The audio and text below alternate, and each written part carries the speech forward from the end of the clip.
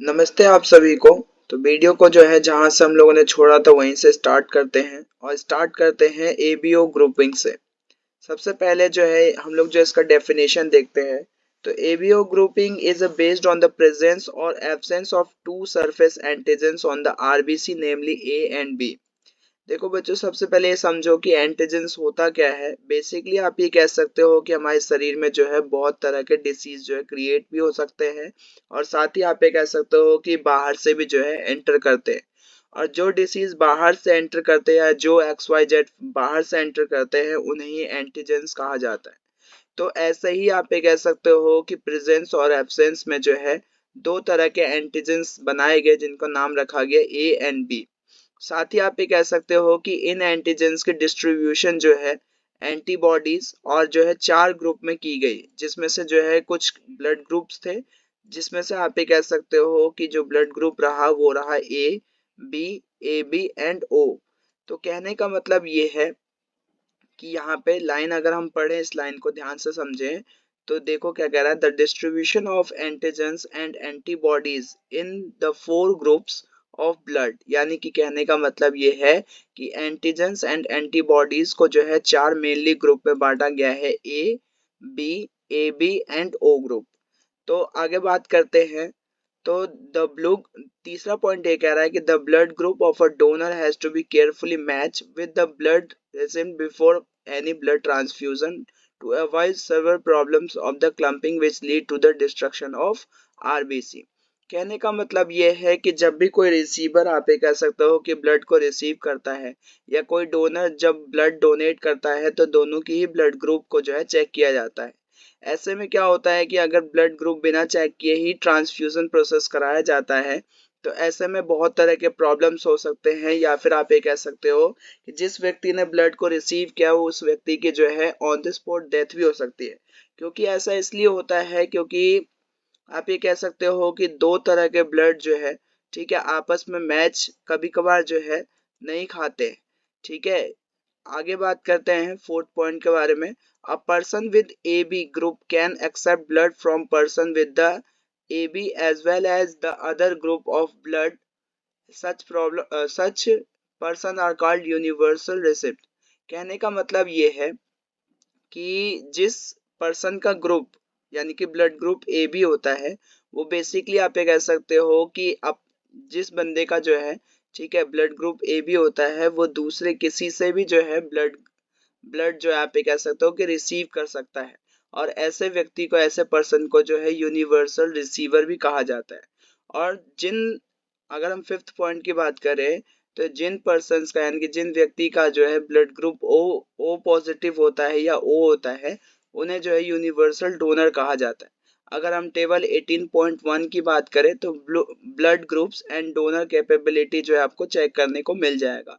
जैसे कि अगर हम ब्लड ग्रुप ए की बात करें तो इनमें जो है एंटीजेंस ऑन आरबीसी जो है ए पाया जाता है, एंटीबॉडीज इन प्लाज्मा जो है एंटी बी पाया जाता है, और ये डोनर ग्रुप होते हैं ए और ओ। ठीक है, तो ऐसे ही जो है इसमें से एक नंबर का क्वेश्चन जो एग्जाम में जरूर बन के आता है, तो इस टेबल को जो है ध्यान से देख लेना।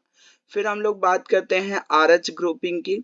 आर एच ग्रुपिंग होता क्या है, ध्यान से समझना इसको। देखो पहला पॉइंट क्या कह रहा है कि the R H antigen similar to one parents of the rhesus monkey is also observed on the surface of RBCs of majority of humans, hence the antigen is known as RH antigen।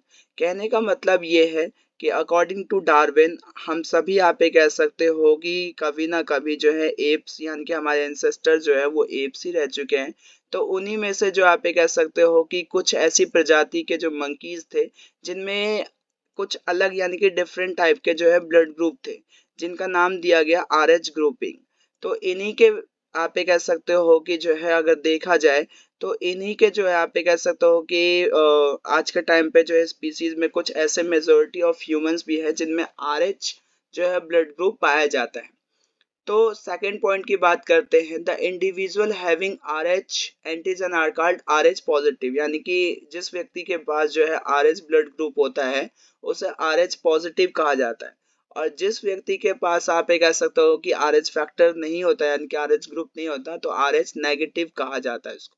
ठीक है, अगला point ये कह रहा है कि an R H negative person if exposed to Rh positive blood will form a specific antibody against the Rh antigens and hence Rh group should also be matched before transfusion। कहने का मतलब ये है कि अगर ऐसा कोई कंडीशंस आप ये कह सकते हो कि बनता है कि जब आर एच नेगेटिव पर्सन जो है वो एक्सपोज हो जाता है आर एच पॉजिटिव ब्लड के सामने, तो ऐसे में आप ये कह सकते हो कि जो है बॉडी जो है उस खून को यानी कि उस ब्लड को जो है ठीक है अपना भी सकती है, और बेसिकली आप ये कह सकते हो कि अगर ऐसे टाइम पे अगर ब्लड ग्रुप मैच ना करे तो बेसिकली जो है उस व्यक्ति की जो है डेथ भी हो सकती है। उसके बाद आगे पॉइंट पे बात करते हैं, special case of R H incapability has has been observed between the Rh negative blood of pregnant mother with Rh positive blood of the fetus which lead to the disease known as erythroblastosis। ठीक है, फ्यूटाइल्स। तो कहने का मतलब ये है कि आप ये कह सकते हो कि देखो क्या कह रहा है कि स्पेशल केस ऑफ इनकेपेबिलिटी यानी कि स्पेशल केस, ठीक है, जहां पे ये ऑब्जर्व किया जाता है कि आर एच नेगेटिव जो है ब्लड है प्रेग्नेंट मदर का और आर एच पॉजिटिव ब्लड हो गया है फीटस का, तो ऐसे में क्या होता है कि एक तरह के डिसीज होने के जो है चांसेस होते हैं जिसे इराइथ्रोब्लास्टोसिस कहते हैं। ठीक है, तो इस यहाँ से जो एक नंबर का क्वेश्चन एग्जाम में रेज होता है और यहाँ से आप ये कह सकते हो कि इस फैक्टर्स को जो है आप लोग अच्छे तरीके से नोट डाउन भी कर सकते हो। तो साथ ही जो है नोट्स बनाते रहना ताकि जो एक प्रॉपर आप ये कह सकते हो कि नोट्स बन जाए। और ये जो लेक्चर है ये सीबीएसई 2024 के हिसाब से यानी कि जो भी बच्चे इस साल पेपर देना चाहते हैं उनके लिए जो है बहुत ही ज़्यादा इम्पोर्टेंट लेक्चर रह रहा है ये। ठीक है, अगला पॉइंट बात करते हैं, in case of subsequent pregnancy, the Rh antibody from the mother Rh negative can leak into the blood of the fetus Rh positive and destroy the fetal RBC।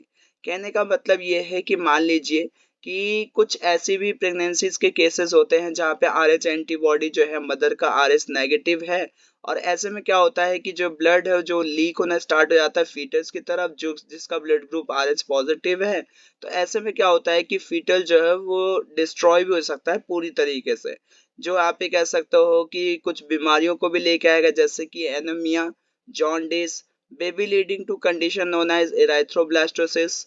तो कहने का मतलब ये है कि इन कंडीशंस में जो है बेबी को बहुत तरह के प्रॉब्लम्स जो है वो फेस करने पड़ सकते हैं। आगे बात करते हैं कि ये होता क्या है इराथ्रोब्लास्टोसिस।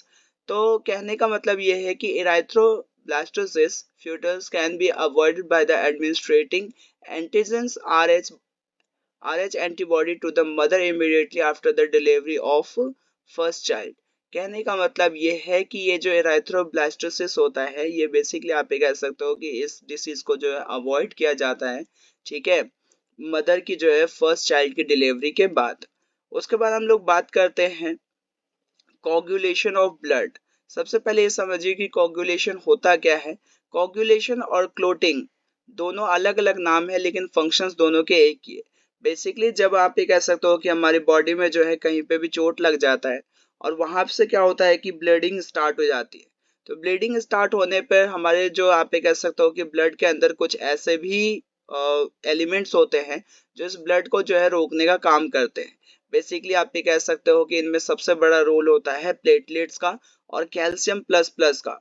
तो इस पॉइंट को जो हम लोग हाईलाइट करके पढ़ते हैं, ब्लड कोगुलेशन और clotting is the mechanism to prevent excessive loss of blood from the body, यानी कि हमारे शरीर से ज्यादा खून ना निकले, इस तरीके से जो आप ये कह सकते हो कि इस चीज को जो है बचाया जाता है।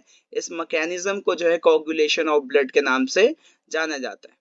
रेडिश ब्राउन, अगला पॉइंट क्या कह रहा है कि reddish brown scum formed at the site of the cut is due to clot formed mainly of a network of thread called the fibrins in which dead and damaged formed element of the blood are trapped। तो actually होता क्या है, जहाँ पे मान के चलिए कि आप ये कह सकते हो कि हमें चोट लगा है, ठीक है, वहां पे एक ब्राउन कलर का जो है स्कम फॉर्म्ड हो जाता है, ठीक है, और वहां पे आप ये कह सकते हो कि क्लोटिंग स्टार्ट हो जाती है और एक तरह का जो है थ्रेड का नेटवर्क बनने लग जाता है, यानी कि रस्सीनुमा स्ट्रक्चर जो है वहां पे आप ये कह सकते हो कि घेराबंदी करने लग जाते हैं जिससे फिब्रिन्स कहते हैं, जिससे जो आप ये कह सकते हो कि डेड डैमेज और इन सब चीजों से जो है आप ये कह सकते हो कि ब्लड को जो है ट्रैप किया जाता है। उसके बाद हम लोग बात करते हैं fibrins are form by the conversion inactive fibrinogens in the plasma by the enzyme thrombin.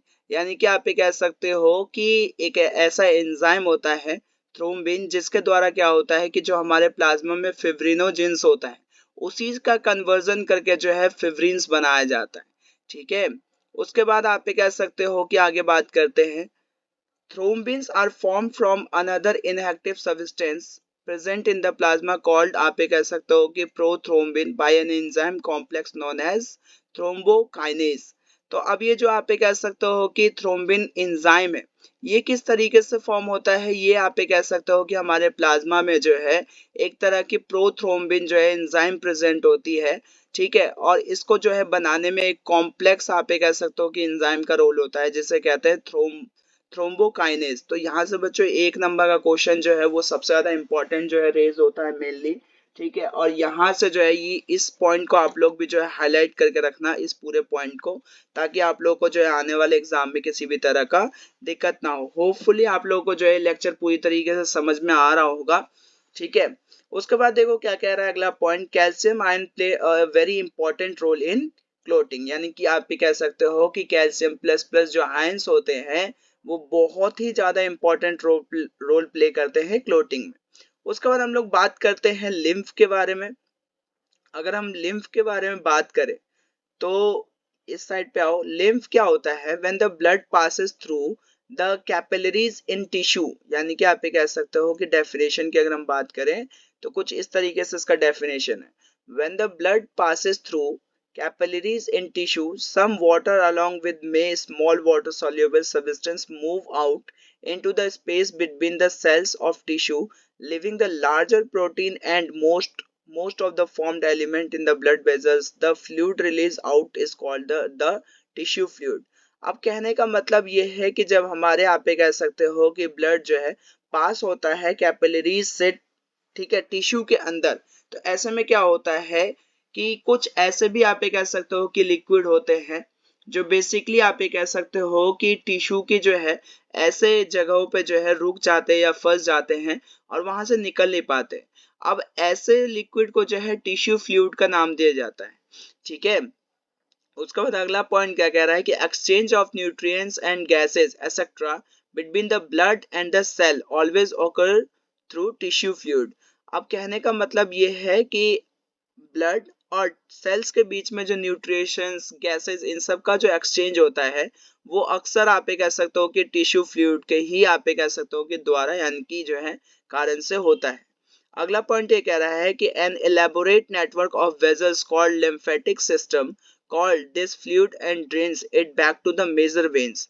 अब ये लिम्फेटिक सिस्टम है क्या, तो ये आप ये कह सकते हो कि हमारी बॉडी में जो है वेजल्स का एक बहुत बड़ा नेटवर्क भेजा हुआ है। ठीक है, यानी कि आप ये कह सकते हो कि आर्टरीज, वेन्स, कैपिलरीज इन सब का जो एक बहुत बड़ा नेटवर्क आप ये कह सकते हो कि हमारी बॉडी में बिछा हुआ है जिसका नाम है लिम्फेटिक सिस्टम।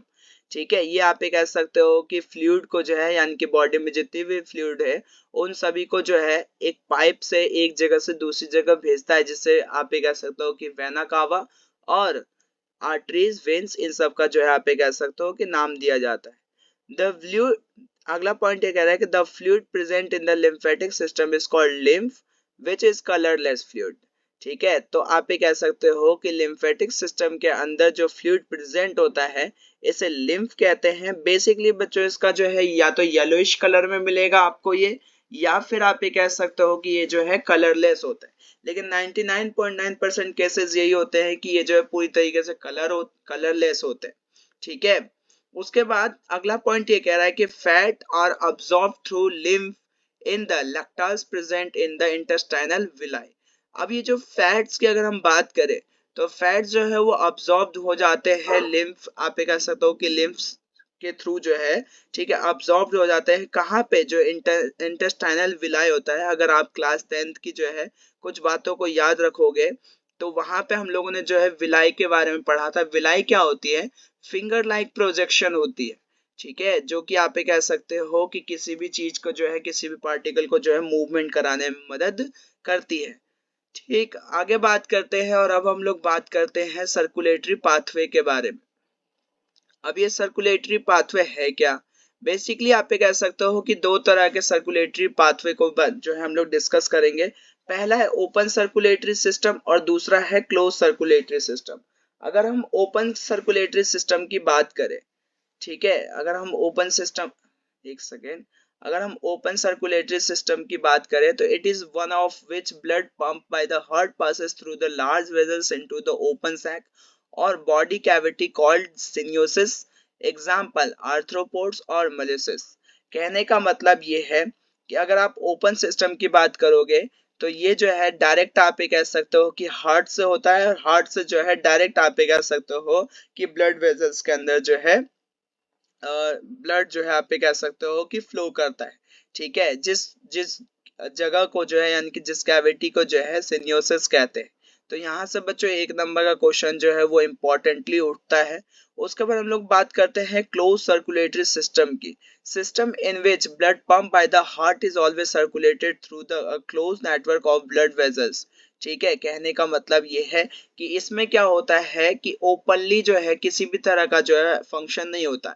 इसमें आप ये कह सकते हो कि जो ब्लड पंप करता है, ठीक है, वो हार्ट से पंप करता है और बहुत तरह के आप ये कह सकते हो कि जो है हिस्सों से होके गुजरता है।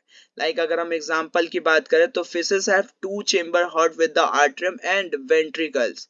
ठीक है, तो जो फिशेस होती हैं यानी कि जो मछलियां होती हैं वो टू चेम्बर्ड हार्ट की होती हैं, जिनमें पहला है आर्टरियम और दूसरा है वेंट्रिकल। ठीक है, उसके बाद जितने भी एम्फीबियंस होते हैं, amphibians and the reptile except crocodile यानी कि क्रोकोडाइल को छोड़ के, have three chambered heart with two atria and single ventricle. अगर आपसे पूछा जाता है कि एम्फीबियंस और कुछ रेप्टाइल्स में, ठीक है, कुछ ही रेप्टाइल्स में आप ये कह सकते हो कि थ्री हार्टेड चेम्बर्स होते हैं वो, जिसमें दो आर्टरिया होती हैं और एक जो है आप ये कह सकते हो कि वेंट्रिकल पाया जाता है। उसके बाद अगर हम बात करें क्रोकोडाइल्स की, crocodiles, birds and mammals possess four chamber heart with two arteria and two ventricle। ठीक है, अब ये जितने भी आप ये कह सकते हो कि क्रोकोडाइल्स है, बर्ड्स है और मैमल्स है, ये क्या करते हैं, ये पॉजेस करते हैं चार चेम्बर हार्ट को, जिसमें से दो आर्टरिया होती है यानी कि आर्ट्रियम, जिसे आप ऑरिकल के भी नाम से जानते हो, और टू जो है यानी कि दो जो है वेंट्रिकल होती है। ठीक, हम लोग आगे बात करते हैं। यहाँ पे लिखा हुआ है कि in the fishes the heart pump out deoxygenated blood which oxygenated by the gills and supplied by the body form where deoxygenated blood return to the, आप ये कह सकते हो कि बॉडी। तो कहने का मतलब ये है कि जो फिशेस होती हैं, ठीक है, बेसिकली आप ये कह सकते हो कि ये टू चेम्बर हार्ट है, तो इनमें जो इनका गिल्स होता है ये बहुत ज्यादा वाइटल रोल प्ले करता है, जो इनकी जो आप कह सकते हो कि ऑक्सीजन को जो है, ठीक है, लेने में। तो जो डीऑक्सीजनेटेड ब्लड होता है आप ये कह सकते हो कि किस तरीके से जो है कहाँ किस तरीके से जो है मूव करता है। ठीक है, ऑक्सीजनेटेड ब्लड किस तरीके से मूव करता है, तो ये सारी इंफॉर्मेशन जो आपको इस पैराग्राफ में मिल जाएगी। उसके बाद अगर हम बात करें एम्फीबियंस की, लाइक रेप्टाइल्स हो गए, ठीक है, आप ये कह सकते हो कि क्या करते हैं, देखो, in amphibians and reptiles the left atrium receive oxygen oxygenated blood from the gills, lungs, skin. यानी कि जितने भी एम्फीबियंस और रेप्टाइल्स है वो क्या करते हैं, लेफ्ट आर्ट्रियम से रिसीव करते हैं ऑक्सीजनेटेड ब्लड। ठीक है, लाइक आप ये कह सकते हो कि गिल्स हो गया, लंग्स हो गया, स्किन हो गया, एंड राइट आर्ट्रियम से जो है डीऑक्सीजनेटेड ब्लड को जो है आप ये कह सकते हो कि other part of the body से कलेक्ट किया जाता है। However, they get mixed up in the single ventricle which pump out mixed blood which called the incomplete double circulation। यानी कि एम्फीबियंस और रेप्टाइल्स में जो है इनकम्प्लीट डबल सर्कुलेशन होता है। यहाँ से एक नंबर का क्वेश्चन ये आ सकता है कि ऐसे कौन से जो है ऑर्गेनिज्म होते हैं जिनके अंदर जो है इनकम्प्लीट डबल सर्कुलेशन जो है होता है। तो आप लोग जो है इनका नाम लिख सकते हो वहां पे, और एक नंबर जो है यहाँ से कंफर्म होके जाते हैं। अगर हम बर्ड्स की बात करें, बर्ड्स एंड मैमल्स की, तो ये ऑक्सीजनेटेड और डीऑक्सीजनेटेड ब्लड को जो है लेफ्ट एंड राइट आर्टरिया, ठीक है, इस तरीके से जो है रिस्पेक्टिवली जो है आप ये कह सकते हो कि जो है पासेस करते हैं। साथ ही जो है इनमें आप ये कह सकते हो कि जो ब्लड होता है वो बिना मिक्स हुए ही जो है आप ये कह सकते हो कि अपना फंक्शन करता है, और यहाँ पे जो है एकदम कंप्लीट डबल सर्कुलेशन की प्रोसेस होती है।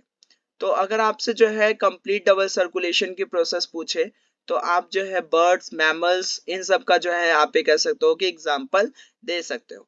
तो आज की वीडियो में इतना ही। होपफुली आप लोगों को जो है ये वीडियो समझ में आया होगा।